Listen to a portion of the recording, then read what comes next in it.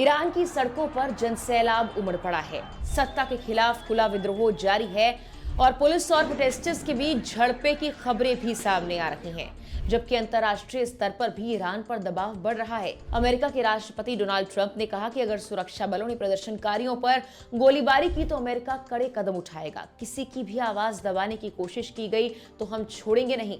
लेकिन ईरान क्यों सुलग रहा है? प्रदर्शन कैसे, कब शुरू हुआ? अमेरिका की चेतावनी पर ईरान की सरकार का क्या कुछ कहना है, बताते हैं ये पूरी कहानी इस वीडियो में। ईरान की राजधानी तेहरान अभी भी जून में हुए 12 दिन के युद्ध के असर से उबर नहीं पाई। इस युद्ध की शुरुआत इजराइल ने की थी, जिससे अमेरिका ने ईरान के परमाणु ठिकानों पर बमबारी की थी। सितंबर से हालात और बिगड़ गए जब संयुक्त राष्ट्र ने ईरान के परमाणु कार्यक्रम को लेकर फिर से प्रतिबंध लगा दिए। इसके बाद से ईरान की अर्थव्यवस्था पर भारी दबाव है और उसकी मुद्रा रियाल बहुत तेजी से गिर रही है। अब $1 के मुकाबले रियाल की कीमत 14 लाख से भी ज्यादा हो चुकी है। वहीं दूसरी ओर ईरान जिस गठबंधन को अपना एक्सिस ऑफ रेजिस्टेंस कहता है, यानी ईरान समर्थित देशों और लड़ाकू संगठनों का समूह, वो भी 2023 में शुरू हुए इजराइल हमास युद्ध के बाद काफी कमजोर हो चुका है। अमेरिका के राष्ट्रपति डोनाल्ड ट्रंप ने ईरान को चेतावनी दी कि अगर तेहरान सरकार शांतिपूर्ण प्रदर्शनकारियों की हिंसा कर हत्या करती है तो अमेरिका उनकी मदद के लिए आगे आएगा। ये चेतावनी अब और गंभीर मानी जा रही है क्योंकि अमेरिकी सैनिकों ने वेनेजुएला के राष्ट्रपति निकोलस मादुरो को पकड़ लिया है, जो ईरान के पुराने सहयोगी रहे हैं। रविवार को ट्रंप ने कहा, हम हालात पर नजर रखे हुए हैं। अगर वो पहले की तरह लोगों को मारना शुरू करते हैं तो अमेरिका की तरफ से बहुत कड़ी कार्रवाई की जाएगी। बीबीसी की कुछ रिपोर्ट्स कहती हैं कि ईरान की राजधानी तेहरान में कई इमारतों में आग लगा दी गई है क्योंकि सरकार के खिलाफ विरोध प्रदर्शन पूरे देश में फैल चुके हैं। लगातार 12वें दिन जारी इस आंदोलन के दौरान तेहरान के गोलक और सादत आबाद इलाकों में मस्जिदों में आग लगने की तस्वीरें भी सामने आई। मानवाधिकार संगठनों के अनुसार ईरान की मुद्रा के बुरी तरह गिरने से नाराज लोगों ने देश के सभी 31 प्रांतों के 100 से ज्यादा शहरों और कस्बों में प्रदर्शन किए हैं। जबकि बुधवार को भी रेवोल्यूशनरी गार्ड से जुड़ी ईरान की अर्ध सरकारी फार्स न्यूज एजेंसी ने बताया कि दक्षिण पश्चिम शहर लोर्देगन में हथियारबंद लोगों ने 2 पुलिसकर्मियों को गोली मारकर हत्या कर दी। सोशल मीडिया पर डाले गए वीडियोस में प्रदर्शनकारियों और सुरक्षा बलों के बीच तनावपूर्ण माहौल नजर आ रहा है, जहां पीछे से गोली चलने की कुछ आवाजें भी सुनाई दे रही हैं। कई और इलाकों के फुटेज में सुरक्षा बल प्रदर्शनकारियों की भीड़ पर गोली और आंसू गैस छोड़ते हुए भी नजर आ रहे हैं। रिपोर्ट्स के मुताबिक कुछ प्रदर्शनकारी पत्थर भी फेंक रहे हैं। इस अशांति के दौरान अब तक कम से कम 34 से ज्यादा प्रदर्शनकारियों और 4 सुरक्षा कर्मियों की मौत हो चुकी है।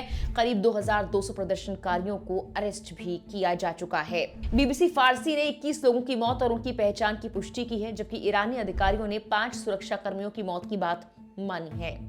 ये विरोध प्रदर्शन 28 दिसंबर को शुरू हुए थे, जब राजधानी तेहरान में दुकानदार सड़कों पर उतर आए थे। वो ईरानी मुद्रा रियाल की डॉलर के मुकाबले फिर से भारी गिरावट से नाराज थे। पिछले 1 साल में रियाल अपने सबसे निचले स्तर पर पहुंच गया है और महंगाई 40% तक बढ़ गई है। ईरान के परमाणु कार्यक्रम को लेकर लगाए गए प्रतिबंधों और सरकार की खराब नीतियों, भ्रष्टाचार की वजह से देश की अर्थव्यवस्था पर भारी दबाव है।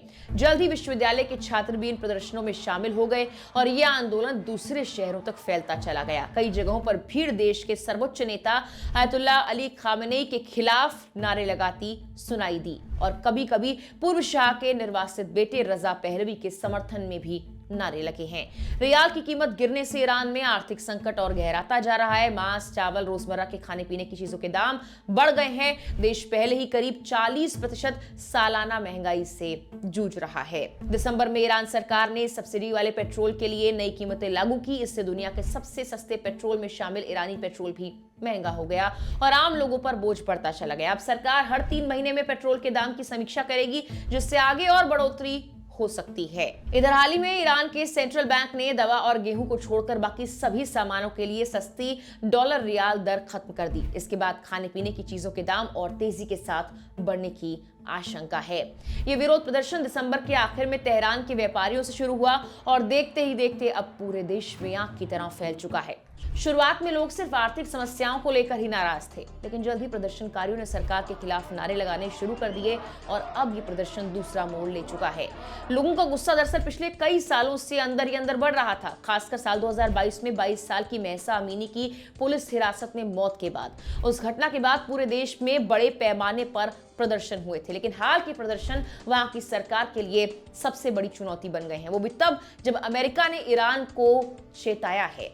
अमेरिका के राष्ट्रपति डोनाल्ड ट्रंप ने ईरान में जारी सरकार विरोधी प्रदर्शनों को लेकर खामेनेई शासन को सख्त चेतावनी दी। ट्रंप ने साफ कहा कि अतीत में ईरानी सुरक्षा बलों ने प्रदर्शनकारियों पर गोलीबारी की थी, लेकिन अगर इस बार ऐसा हुआ तो अमेरिका बेहद कड़ी कार्रवाई करेगा। ट्रंप के मुताबिक फिलहाल बड़े पैमाने पर गोलीबारी की खबरें सामने नहीं आई हैं, लेकिन हालात तेजी के साथ बदल रहे हैं। उन्होंने ये कहा कि मौजूदा माहौल में ईरान के अंदर शासन को पलटने का जोश और उत्साह बहुत तेज दिखाई दे रहा है।